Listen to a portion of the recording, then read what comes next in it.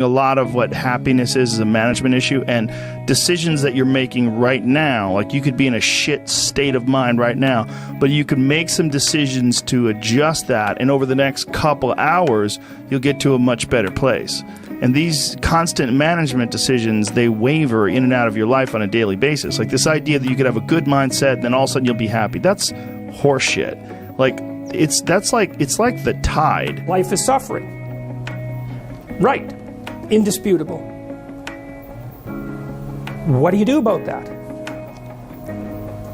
You voluntarily accept it and then strive to overcome the suffering that's a consequence of that.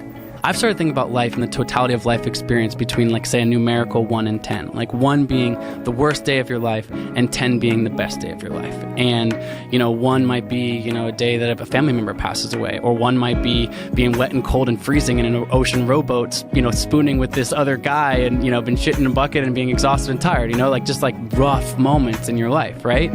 And 10 is this hedonistic joy, the most pleasure-filled day ever, just happy, joyful, maybe you've succeeded in something you've accomplished, like all this kind of stuff. And as I've kind of looked around at the world, people say, what are you afraid of? You must not be afraid of being alone, or you must not be afraid of, these hard challenges or stuff like that. I'm like, maybe not. But what I'm really afraid of is actually living a life range-bound between 4 and 6.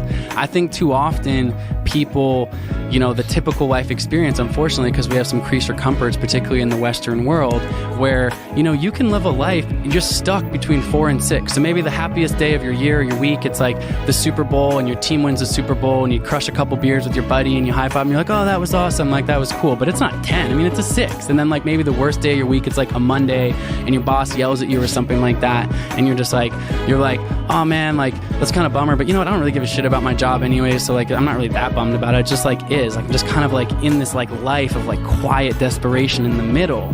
And I think a lot of that has to do with because we're hedging or we're afraid of the ones. We're just like, I don't want to experience a 1. I don't want to experience discomfort. I don't want to experience pain, like anything to do that.